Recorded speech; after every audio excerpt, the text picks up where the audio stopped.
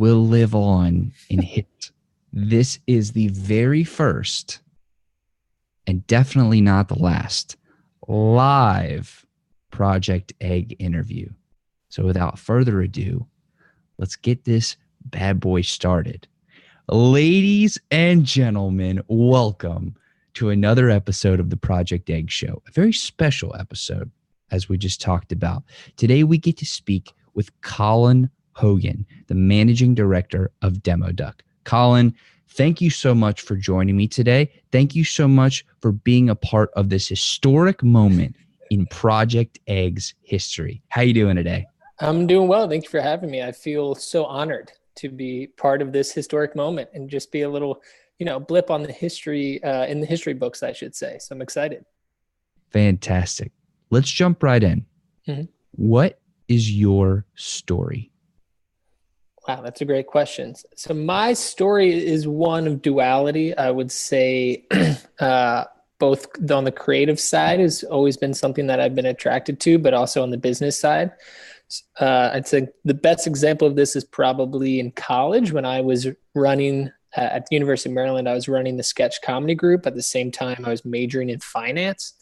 So most people in that comedy group are, writers or actors or acting majors, I should say. So I was the only business major within the group at the time.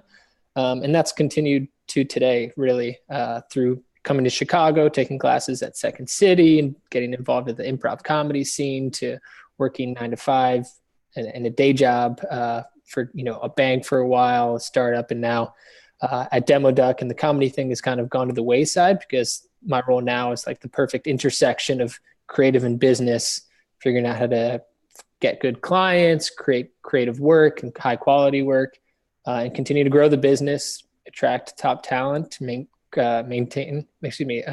retain that talent and figure out where we go next. Let's dive into your childhood. What did it smell like? What did it smell like? It smelled like carpet. Why? Because we had a dog and a lot of carpet in our house. So I think you get those two mix of things and you're going to get that carpety smell. And I don't have a lot of carpet where I live now, so maybe it's more of a nostalgic thing. But what was your relationship like with your parents growing up? It was good. They were real with me in terms of they didn't really provide fluffy support. If I was playing a sport and I didn't have a good game, they would not tell me I had a good game, but they would be honest with me and open, but also they would provide perspective where, like, not having a great lacrosse game, round of golf, performance, or whatever it may be is not the end of the world. So I think being transparent with your feedback and open and honest. How is that dynamic of being open and honest with feedback impacted your journey as an entrepreneur, as a businessman? I try to provide that same type of feedback to people that I'm working with, working for, or managing. I think it's important not to tell them they did a great job if they're not necessarily doing a great job. And I think I found that that's not something you see a ton of, and people actually tend to respond pretty well to that. And they want that kind of radical candor from time to time. And they want to know exactly what they're doing well, what's not going well, and being able to do that in a way that is constructive, obviously, is important, but keeping those lines of communication open and also receiving that feedback or asking for that feedback from the people I'm working with is hopefully I'm able to get it, but it is tough to do at all times, is being very transparent with how you're feeling about what someone's working on and the level of either effort they're putting into or what the output's looking like. So how do you balance that desire to inspire and motivate the team with making sure to hold people accountable, but also and also being very direct? Like how do you balance all those things? I mean, as the managing director of a successful company, like, I'm sure you have a lot of experience with that. What's worked best for you? Yeah, I think it's not just providing the feedback, it's providing the why behind the feedback and also getting the why from them of if a project isn't going great, not just saying I'm unhappy with the way this project is progressing and say, why isn't this project progressing better? So once you understand where they're coming from, it's easier to provide where you're coming from. And if that's not built around this feedback is to get you as a employee to a better place, or you mentioned that in 4 to 5 years you want to be in a managerial role or you want to be working on more creative endeavors, this feedback is related to that in this way. Or as the company's looking to get to this certain aspect of the type of client base that we have or the projects we take on, and creating more projects or taking this feedback and incorporating that in the way you work is going to help everyone get to that spot. So whether it's an individual kind of goal they're looking to achieve or a company goal, and trying to be transparent with those goals pretty often with the team, making sure that that's driving the feedback. And it's not just me, Colin, Hogan, my personal taste are ones that don't jive with what's happening, and fix that so that I'm happy because I don't like this specific thing because I don't like unicorns or whatever it is. So it seems like the key there is to balance or maybe to really focus on like what's best for the team and almost put our personal biases aside. Is that kind of what I'm hearing? Yeah, for sure. I definitely have a lot of personal taste, especially in the creative realm. And when it's something we talk about with clients a lot is, your personal taste. We try to incorporate it, but at the end of the day, the video is not necessarily for you. It's probably for your prospective clients, your current clients, your employees, or whoever it is. So you kind of got to set that aside and be flexible with the creative side of things and the process side of things as well. So you mentioned how a theme that's been pervasive in your life, I believe you mentioned that the theme was an intersection of creative and business, right? Correct. How has that evolved over time? Like, when did you first discover that you kind of had this interesting duality of skills or talent, and how has that evolved over time? When I first kind of recognized it was probably more so in high school, when I was, taking a semi-advanced course load, but also was super interested in creating things outside of school. And I had like a public access TV show when I was a senior in high school, and kind of enjoyed that process and figuring out, again, how to like put a show together. So not just like, I want to shoot some things real quick on the weekend with my friends, which sometimes was the case, but how do I actually like get this to the station? I mean, this was back in the day. So I had to like render out an actual tape, take that tape in the morning before school to downtown, drop it off at the station. So like the logistics side of things at that point, I was like, I think I like the creative, but it's also a fun challenge to figure out how to get this all done by Friday at 7 a.m. So it airs that night at 11 a.m. or whatever weird time slot it was. And then it definitely evolved in college. And again, when I was kind of joining that comedy group, it wasn't just like, I want to be on stage and make funny stuff. It was like freshman year, how do I get to be the person that makes the decisions of what's in the show? Where are we performing the show? What's the running order? So being more involved with like the business aspect of running a creative group was intriguing to me. And I definitely voiced my opinions early and often. And that's evolved to wanting to do more of that, making sure that creative work and high quality work is the output, but having other people maybe that are leading the creative efforts. And I'm just there to help guide them in some fashion to get the best work out of them and make sure they're happy doing it. So it seems like the people that you can serve the best are the creatives themselves, right? I'd say the creatives and the producers are typically kind of project managers, but in our video production world, producers, yeah. So what do you think is the thing that really sets you apart as the director? Like, I know we kind of talked about it a little bit, but I'm really interested in drilling down on like, what is your superpower? Like, what makes you so great at what you do?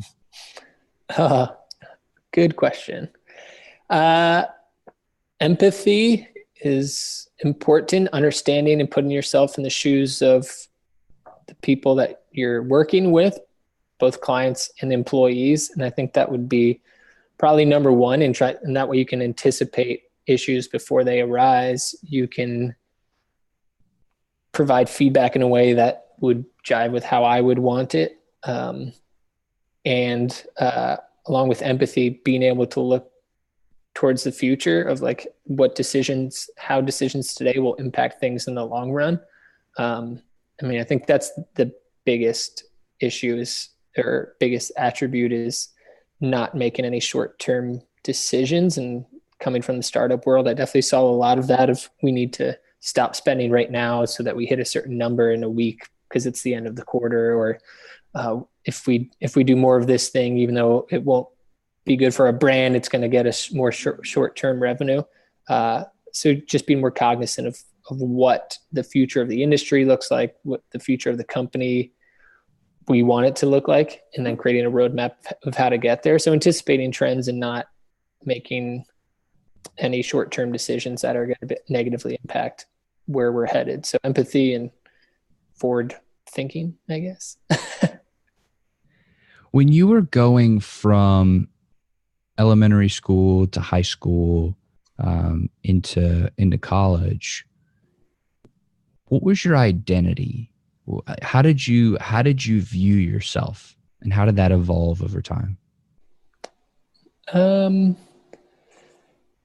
Yeah, I think I saw myself probably more of like the class clown in elementary school and in middle school. I didn't necessarily have to put a ton of effort in my coursework, but also at that point, I think I was able to be forward thinking enough where I knew that, frankly, luckily where I grew up, it's not so much in the city, but middle school and elementary school don't matter.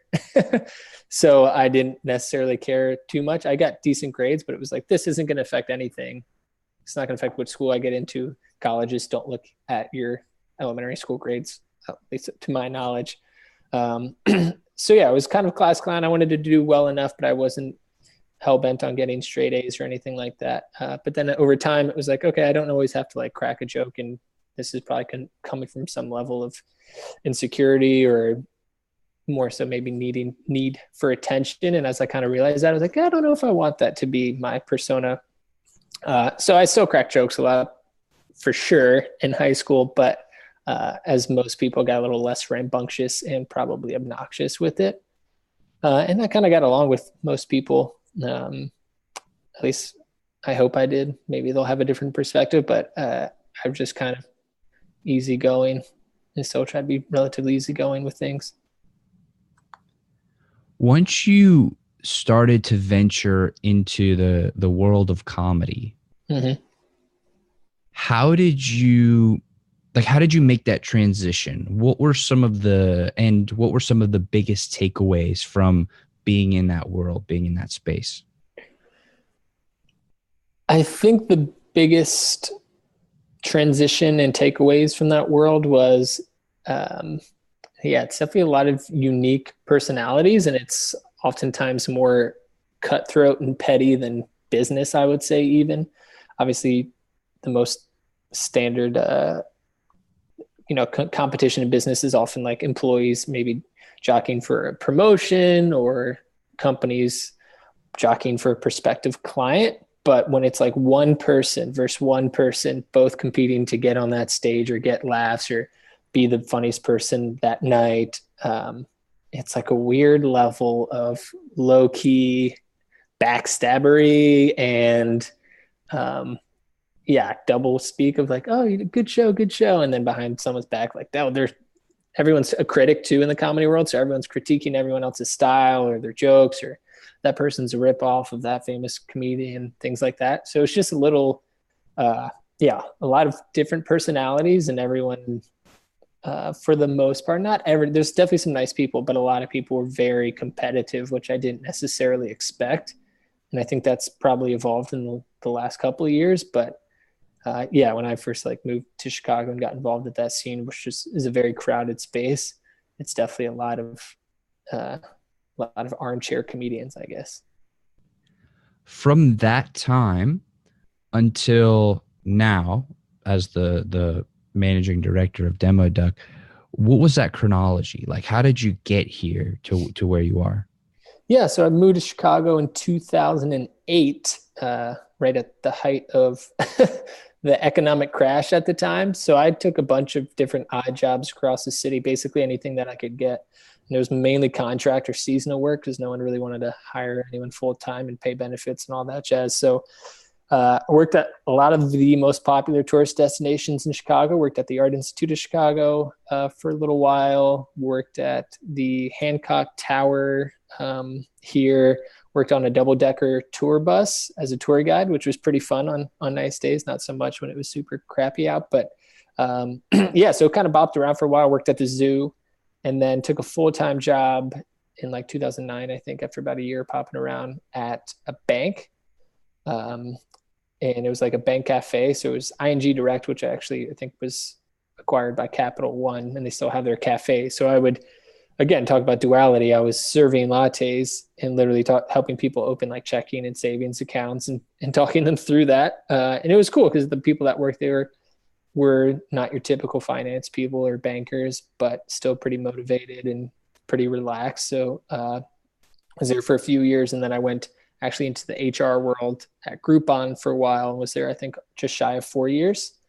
And then through a mutual connection of someone that was working at Demo Duck, started there in like a marketing manager position and kind of a step back from compensation standpoint, step back from I had a team of, I think most was around 10 that I was managing at Groupon. So then I'm turning back into an individual contributor. At the time was relatively attractive. But also I just wanted to get into the creative world more. And I was kind of going through the motions. So joined that Demo Duck in 2014. So I'll be hitting 5 years this June. And then started as a marketing manager, writing some copy and blogs, a little bit of script writing, to a creative lead where I was leading some brainstorms, some client pitches. There's only 5 of us back then. So everyone was kind of doing a little bit of everything. So I got to do some producing, involved with the sales process a little bit, and then moved from that creative lead role into the managing director role in late 2017. So it seems like you've been an entrepreneur where you've been, building your own destiny and embracing entrepreneurship by working with, bigger companies and carving your own path there. What's your perspective on entrepreneurship? How do you still retain that entrepreneurial spirit and, work with the company? Yeah, I think that's a great point. So my perspective, I think it's a little bit different than most, just because I'm lucky that I'm doing something that I'm super passionate about. So in terms of working, with entrepreneurs or working with a team and making sure that we're not getting, just going through the motions, it's about creating a long-term vision and then having an entrepreneurial mindset to get there. And that vision is one where it's got to be drastically different of where we are today, but also you're not reinventing the wheel or adding a new service every other week. And I know that, it's something that can be hard to do, especially for entrepreneurs that are running a successful business. You can kind of get a little bit used to the way things are going and you get a little, maybe even bored, I would say. So you're like, what else can we do? Can we invent a new software algorithm that's involved with maybe what we do a little bit, but is kind of a different revenue stream for us? To me, that is a possibility and that's a route for growth. But what can you do to also just go deeper in what you're doing now and create a better client experience and grow the client base that you have? And what does the team want to do more of and less of? And does that jive with that vision?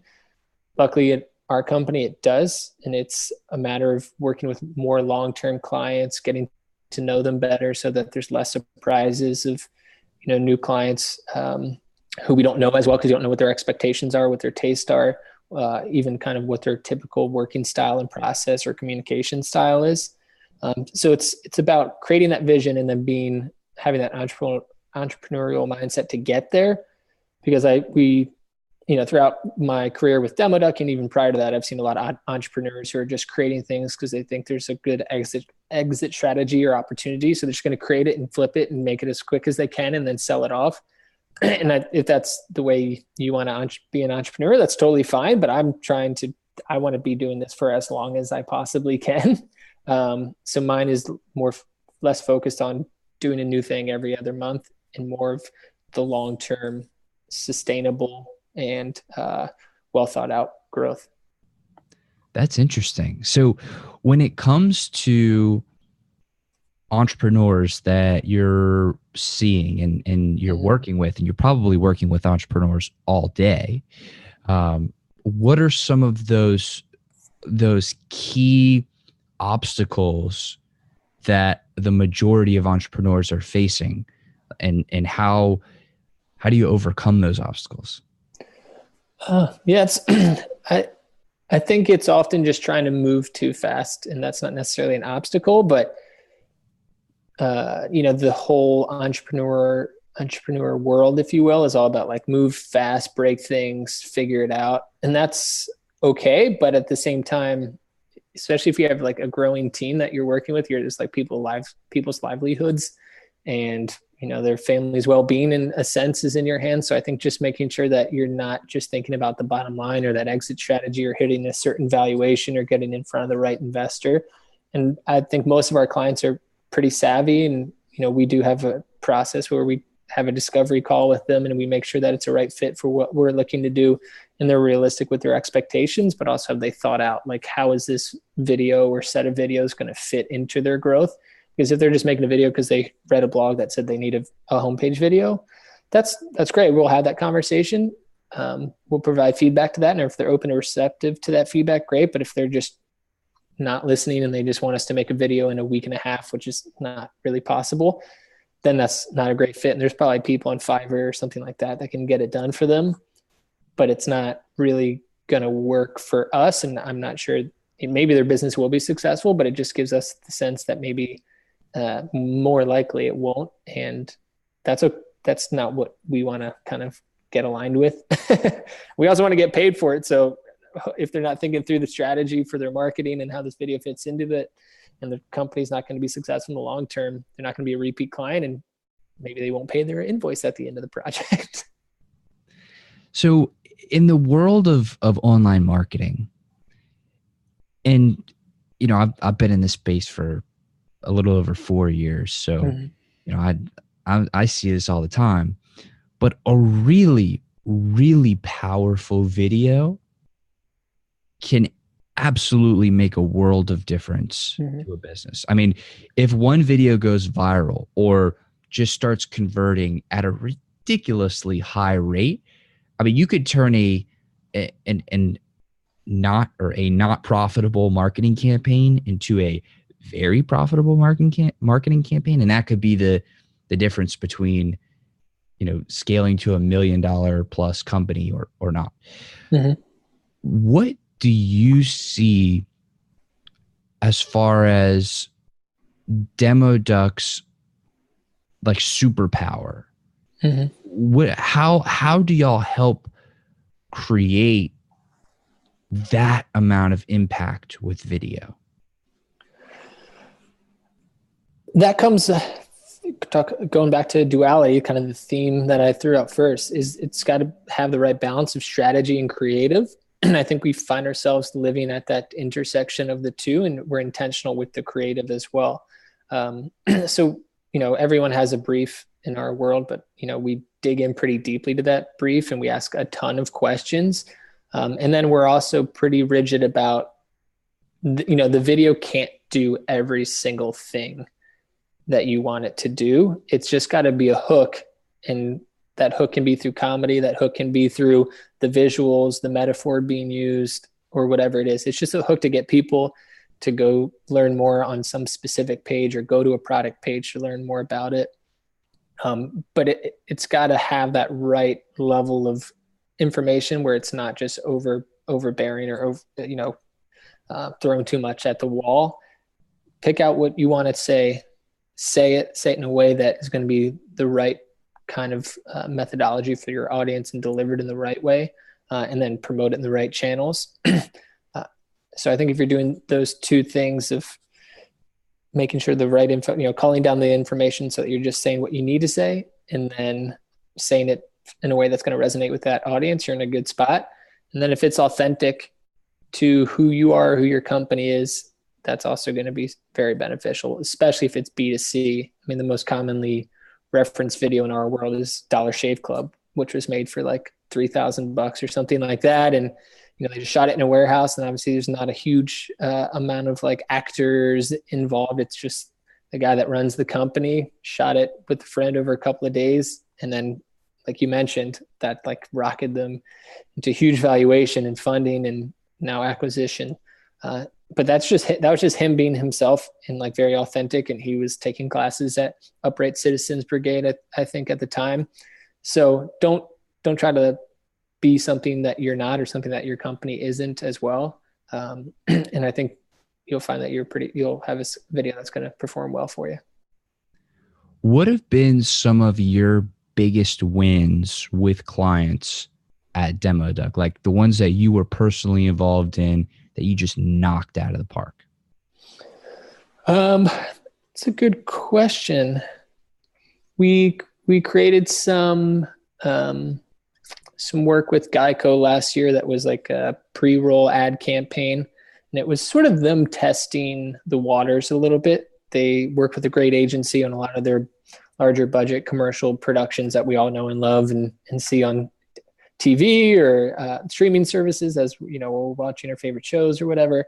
So this was a kind of a foray into animation for them that they hadn't necessarily done. And they were very transparent with that. They're like, hey, we want to try some stuff. And they're great, and they're very open to our ideas. So being able to put some things in front of them that they felt good about and things that we felt good about, and then seeing the view counts kind of quickly rack up was really fun to watch. And they're a continued client for us, so it was just exciting to have them think of us for that after we've created other video content for their blog. So that kind of helped us level up in terms of just the type of projects that we're putting out there and the type of clients that we're working with. I'd say, outside of that, we made a video back when I first started. I don't know if it was directly involved. It was right on the tail end, but the one that really propelled us from, the first level to the second level was one for Crazy Egg that we did in Neil Patel back in the day. And he wrote a blog about it and how it generated, like 42 grand in income per month for him. So the amount of exposure we got from that just as an organization really propelled us to the next level. And we had a lot of people coming through the door saying like, hey, can you do for me what you all did for him? So that was cool to see in terms of more of like a startup focused or smaller business focused growth on our end, but also in terms of a client. So it seems like you've been working on some pretty big projects. I mean, if you're working with Neil Patel, you're working with Geico, like those are some very, very impressive names. And what I really want to extract here is some fundamentals of building like a really strong video, right? So if you could take us through the process, mm-hmm. How do you make a killer video that's going to seriously drive revenue in your business? So first thing we do is after, we sign on with the client. And again, I mentioned the vetting process earlier, just to make sure that they understand how we work and we understand how they work. And we just kind of understand each other at more of like a basic level. We have them fill out about a 10-question creative brief that talks about the product or service, 3 key highlights, who their audience is, anything in the space that they've seen that they like, don't like, just to get a sense of their creative, kind of where they're at with their creative and their mindset as it pertains to creative. And then we have a call where we really dissect and we go deeper into all of those answers for the most part and figure out, okay, why did you put this as the first product feature, service feature that you want to highlight?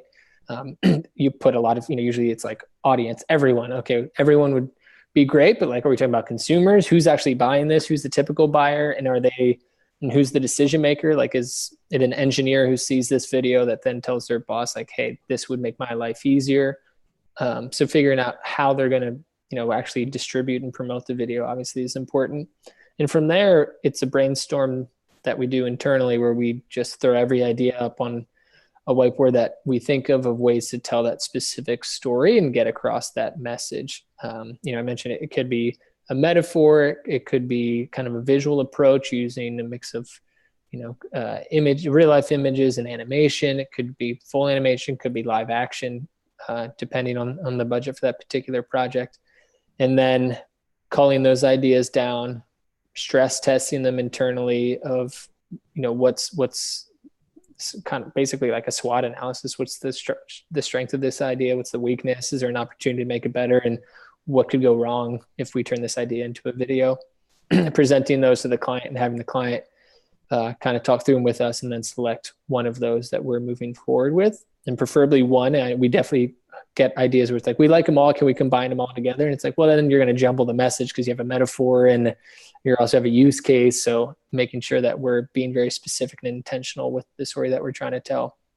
From there, the biggest thing is the script. And I'd say for anyone that's looking to make their own video, whether with Demo Duck or, a nephew or a larger agency, the script is kind of the key point of when things start to come together, especially if it's an audio visual script where there's written, obviously, narration, but then written kind of visual notes along with that, and thinking, because that's where you get to figure out how you hook someone to make sure that they're continuing to watch, how you communicate your features, how you talk about the product or service, of course, but also how you convey your brand and your company through just the language that you're using and the tone that you're striking.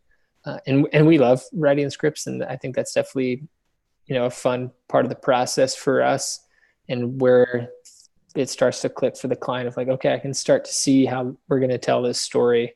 The visuals are obviously important, and that's the reason it's a video, is because there are visuals involved and not a radio ad.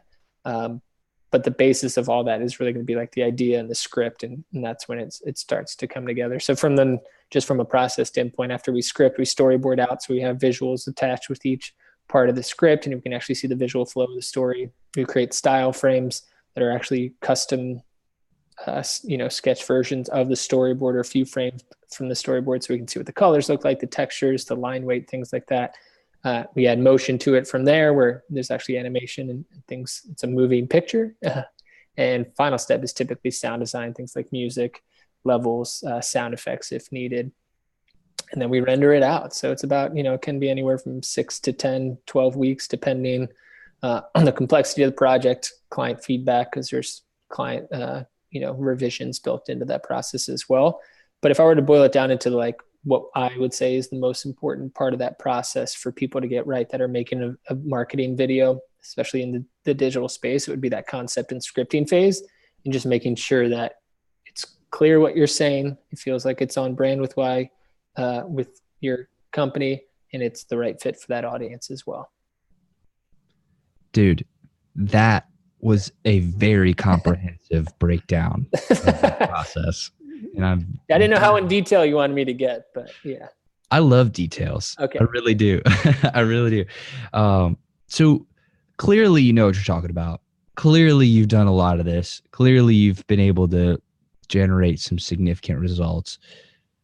What should I be asking you about demo videos or any kind of videos that like most people wouldn't think to ask you about, but that they definitely should, because it would be a huge lever to pull to propel their business forward? Yeah, I think we get a lot of people that contact us because of our portfolio, and they often reference specific portfolio pieces. And a question I would hope that we would get more from people is like, can you tell me the characteristics of that specific video that we reference, or videos that we reference, whether it's process or creative, or what went into creating those that we can replicate for what we're trying to create. And typically the ones that they reference are often the ones where there's enough creative freedom, but not too much. Like, we don't want to just have someone go go crazy and just give us a video in 6 to 8 weeks. And that's great because they know their business and they know their customers probably better than we can, even after all the research that we do to create the concept and the script and the video itself. But they also know when to give us the reins of like, okay, the concept and the script, we all feel good about this. You all seem to know what you're doing. Now you have the freedom to kind of create from there because you're going to get the best from everyone, from the producer on the project to the animator to the sound designer. When it's like, hey, they're going to be hands off. They've kind of signed off on the concept and the script. So let's make sure we bring to life in the best possible way, as opposed to they want to see something tomorrow and then they want to see something the next day. People are going to kind of always take a half step forward instead of just jumping off the starting line. So I think creative freedom is definitely kind of a big aspect of a lot of our projects that are on our portfolio that people reference quite often.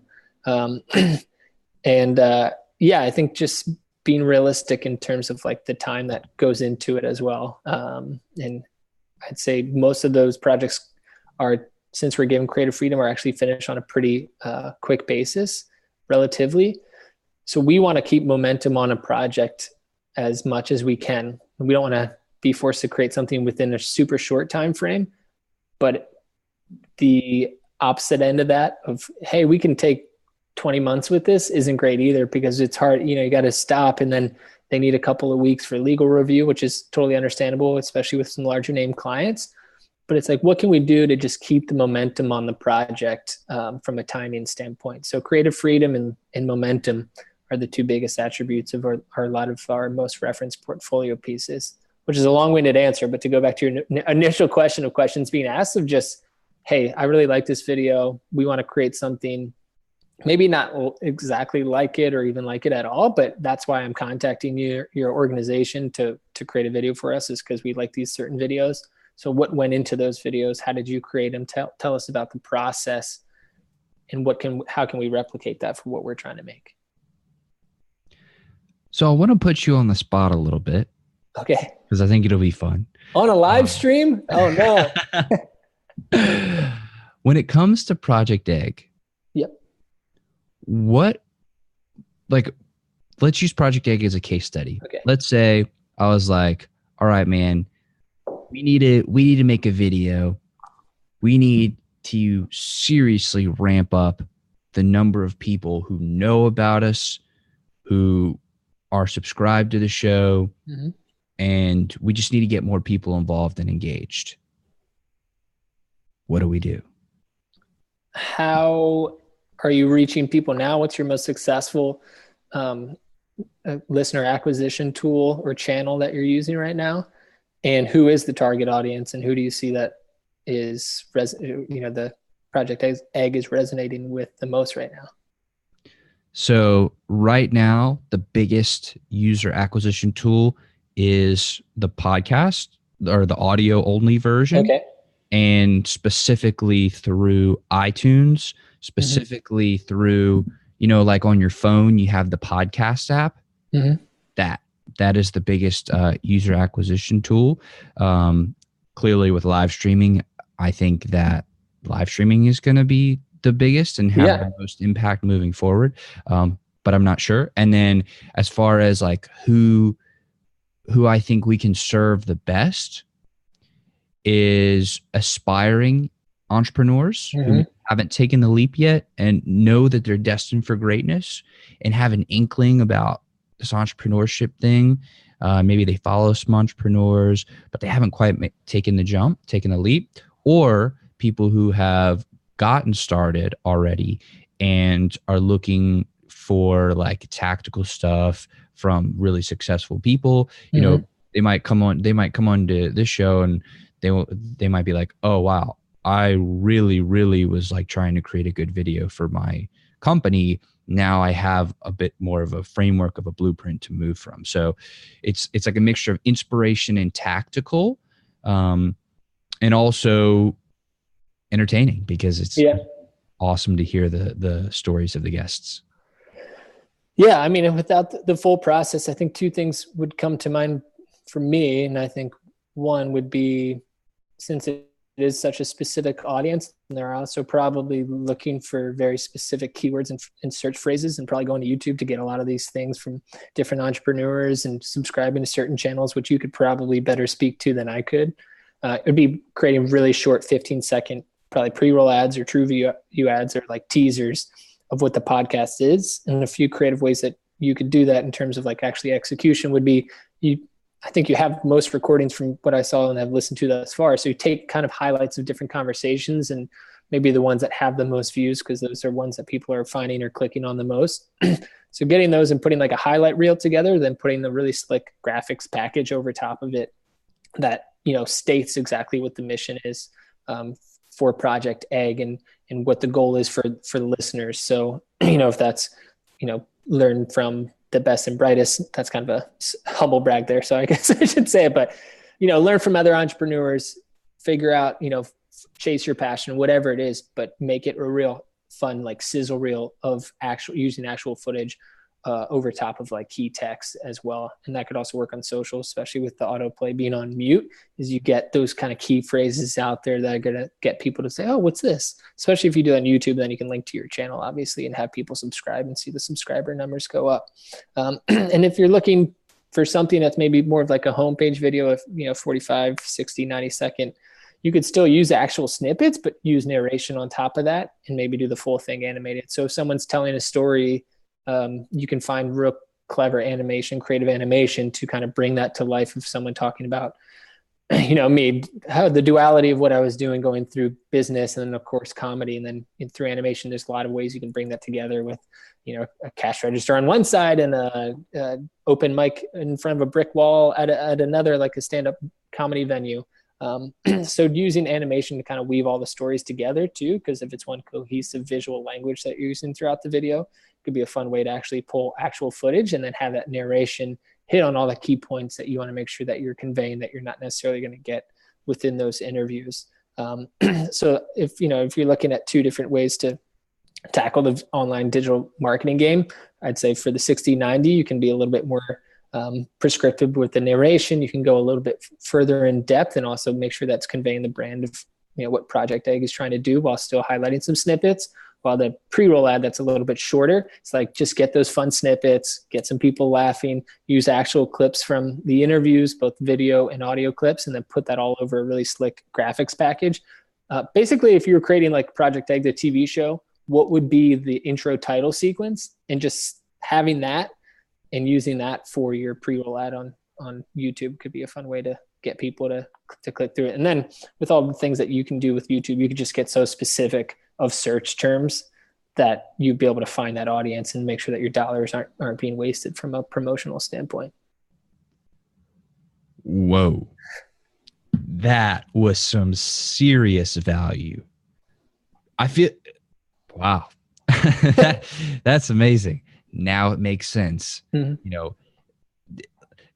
Clearly you're a wizard at what you do, because like, just, for everybody watching, listening, we did not script that. Like, this is totally unscripted. Like, I totally put you on the spot, man. And like, that was amazing. Like, you definitely wowed me there. So. Thank you. That was awesome. But yeah, so, one thing I did want to ask you about, mm-hmm. because to me, one of the fundamentals or foundational concepts of building a tribe, building a community, really engaging with people is connection. Mm-hmm. And I'm interested in understanding your philosophy on developing deep, meaningful, and genuine connection with another person. Yeah, I think connection is really important, especially in our world, but not any interaction with someone can be a deeper connection if you really want it to be. If someone asks me how my day is going, I'll be pretty open and honest of like, it's going great, or like, I've had better days, rather than just the typical good. And I don't think it's always going to turn into a deep connection. The barista at the coffee shop and I, maybe we're not going to be best friends in the long term. But just being present, I think, is probably the biggest thing in making sure that when you're having a conversation with someone, that you are present and that you're answering truthfully. And I encourage my team to do that on client calls. Typically, most meetings and client calls and things start with the niceties, which is great, and the rapport building of, how are things going? And it's pretty easy to just talk about the weather, especially in Chicago, like, oh, it snowed yesterday or whatever. But what's something deeper than that? If they ask how your weekend was, tell them how you went out with your kid and your kid had a soccer game, or you and some friends went out to do karaoke, because that's going to help make a more meaningful connection. And if they reciprocate that, it's a lot more exciting for them and a better client experience. If in 2 weeks you say before the meeting, as you're getting prepped for the meeting, you're getting the audio and the visual setup or whatever, how was your kid's championship soccer game? Or I hope, you get to do karaoke this weekend again. But that's also where you'll find more commonality too, is you just talk about things that you like to do, things that are actually going on with your life, the good, the bad. And it's fun to, what's the phrase? Like, joy shared is twice the joy, sorrow shared is half the sorrow. So just being transparent with people of like how things are going is going to help create more of a meaningful connection. And I definitely think that, that's important inside and outside of work. Dude, you're like a treasure chest of wisdom. That's awesome, man. Appreciate the questions, man. Yeah, absolutely. When you're talking about being present, mm-hmm. are you coming from a spiritual place, or like an intellectual place, or an emotional place? Like where did that come from? I would not say spiritual. I would say just more of emotionally present, I guess. And just from a very, like, a human level, just being there and just being truthful. And I think it's more fun to answer truthfully and get a candid response from someone. Again, even if it is just the barista, if they ask you how it's going, to give them a little bit of color in your answer rather than the typical good, and asking the question back and eliciting a response. It's a small thing, but it's going to probably make your day a little bit better, and maybe even their morning as they're trying to sling coffee and getting burnt by the cappuccino machine a little bit better as well. What's your greatest theory? My greatest theory? Oh, man. I don't know if it's my greatest theory, but this is very specific, so I hope that's all right. Yeah. My theory is that this isn't necessarily a super hot take, but in 20 to 30 years, I don't think traditional 4-year colleges are going to be a thing anymore. I think there's going to be some kind of, I think it will be either a combination of community colleges for 2 years and then a 2-year college, or something completely new that doesn't necessarily exist right now. That could be because of, new laws that go into effect, free higher education. That could be because the NCAA gets completely blown up for all the issues that they're having. I think it's also just a value that you can kind of create the professional career you want to post-college no matter what. So I don't know if that's necessarily what you were looking for from an answer, but in terms of theory and things that I think about in terms of the future, I just am going to be interested to see what happens with higher education. We've talked a lot about your professional journey, mm-hmm. but what's been going on in your personal life this whole time?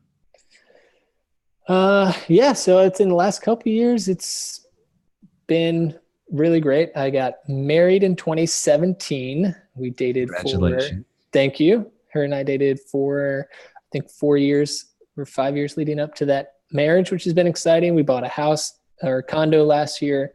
And kind of, this was all happening with me moving into my current position at Demo Duck. So it's been a very exciting, past couple of years.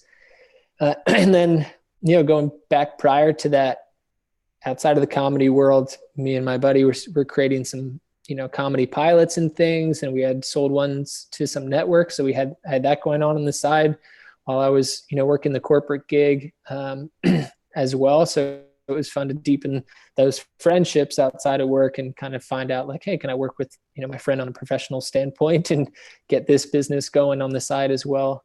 So those are kind of I'd say the biggest things going on. And yeah. Is there anything about yourself that you think is an important part of who you are that I did not ask you about today? In other words, what did I miss? I mean, you asked a lot of really good questions. The biggest thing about myself? No, I think, we touched on, I'm not involved in the comedy world necessarily as much as I used to, but I do try to provide some levity from time to time. I'd say the only thing that we didn't necessarily touch on is I am competitive, despite me telling people to like be present and be nice and be open and transparent with people. But if I'm going to be transparent, it's that I am hyper competitive. So if we're going for a bid on a project, I definitely want to get it, whether we know who else is bidding on that project or not. I don't think that's the main reason behind, why I want to grow the company where I want it to go. But there is a level of competition and even just internal competition of like, okay, I've been given this opportunity to lead this organization. Let's see what I can do. Can I do better than the founder before me, or can I outpace our competition in terms of growth? What are they doing? What are we doing? Do I like what we're doing more? And if I see a really good piece video by somebody else, I'm always like, that's awesome. That helps, rising tide raises all ships. This is good for everyone. But I'm also like, why didn't we make that? Dang it. So yeah, I'm definitely competitive. And that's, I'd say, one thing that we didn't touch on, but I've gotten a little bit better at it recently. A little bit. So Colin, I want to thank you so much for coming on the show today. Being willing to not only be put on the spot, but to be put on the spot during a live stream, which you absolutely nailed, by the way. That was a beautiful answer. And thank you for being the first ever official Project Egg live stream guest. Dude, we're making history here. Seriously. So thank you very much for that. And it's truly been an honor to share this time with you. It's been a pleasure speaking with you too. I appreciate it. Thank you for having me. Thanks for the live stream. Absolutely. So I got one more question for you. Okay. I know I kind of psyched you out a little bit, but so I'm 24, right? The show is my greatest passion, and I have another business outside of it. But what question should I be asking you, specifically me, in my position, situation, asking specifically you with your knowledge, wisdom, experience, genius, that I just wouldn't think to ask?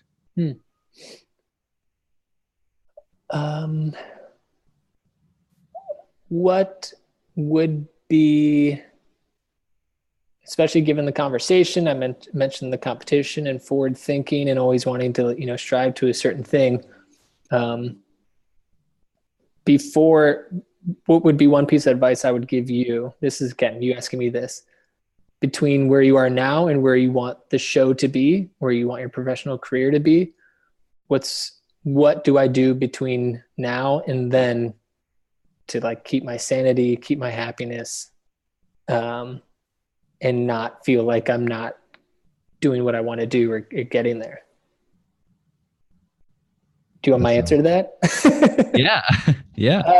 Yeah, I'd say the biggest thing is, and I think I've definitely experienced this within the performing and comedy world, is you just got to be happy with where you're at now. It's okay. Yeah, I mean, everyone should want to push themselves professionally, personally, but like if you're not happy where you are now, you're never going to be happy. Even if you're starting off, if you're going through a rough patch, it's still all part of, where you will need to eventually go.